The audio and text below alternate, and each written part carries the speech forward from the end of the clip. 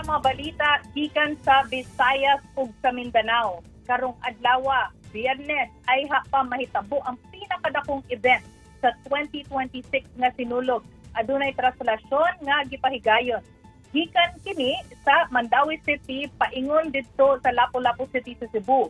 Mangita ta sa mga detalye gikan kang John Aroa sa News 5 Visayas. John, sa may nahitabo?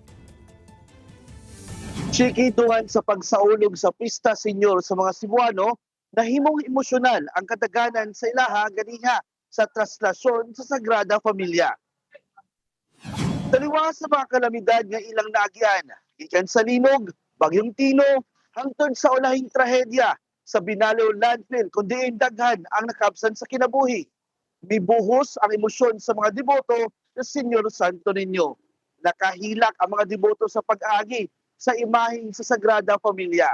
Bit-bit ang imahen sa Santo Niño, nagbato balani sa gugma, samtang hugot nga nag-ampo ang mga deboto.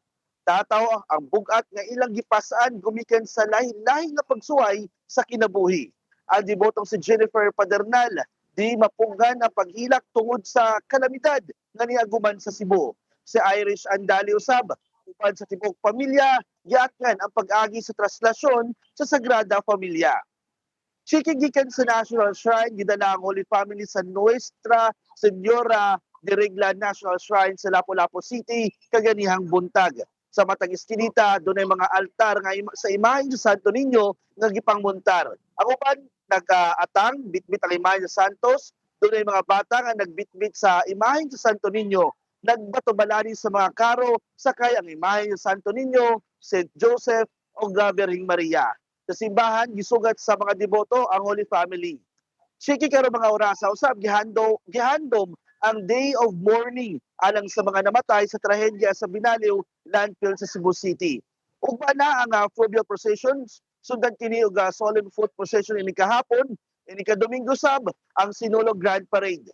Sa pagkakaroon siki giulan ng Cebu, sukad pa ni kaganihang kadlawon. Maong daghan sa mga manimbahay ang nangabasa sa ulan sa Basilica Minore del Santo Niño. Apan wala kini makapugong sa hugot nga pagtuo sa mga deboto. Siki. Daghang salamat sa imong report, John Aroa gikan sa News 5 Visayas. Unya mga bay, karong adlaw sa bilons ang mga electric buses nga panggamiton sa Sinulog Festival.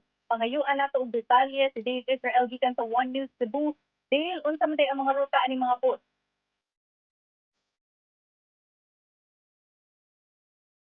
Go ahead, Dale.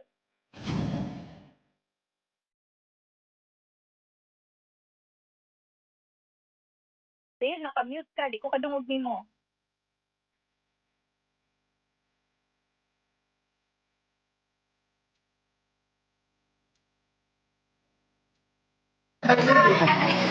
Chiki, okay. Chiki, pinsinyor niya, Chiki. Neta karon diri sa parking lot sa Fort San Pedro din sa Cebu City.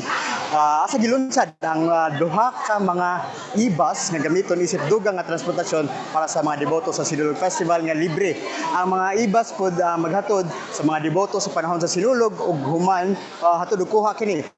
Gamiton sab kini sa isip libre nga transportation padulong sa mga heritage sites sa downtown Cebu City. Sumala sa mga opisyal, ang mga e-bus may capacity nga maabot hangtod sa 200 kilometers sa usa ka full charge.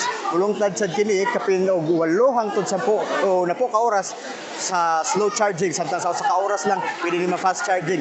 Bisan pa og maabot sa 4 ka milyon ka piso ang balor sa matag bus, gipahulam kini nga libre sa mga sa syudad pinaagi sa tabang og pakigalay sa mga abortees group. Samantala gipangunahan karon sa mga opisyal ang pag-abli sa Devotees City ang makita dinhi karon ang mga deboto nga walay kabayad sa hotel og kadungan nila mga vendor para sa Sinulog Festival. Kadaghanan kanila gikan sa Bugos City nga mga biktima sa linog nga naglaom nga makadugang sa ilang kita pinaagi sa pagbaligya sa mga native nga mga sombrero ug mga kandila niining Sinulog. Aduna usab mga deboto gikan sa pinamungahan og Toledo City nga sumala kanila matag tuig sila mopadung diri sa Cebu City, nag-aabang sila bus para makaabot lang dinhi sa syudad.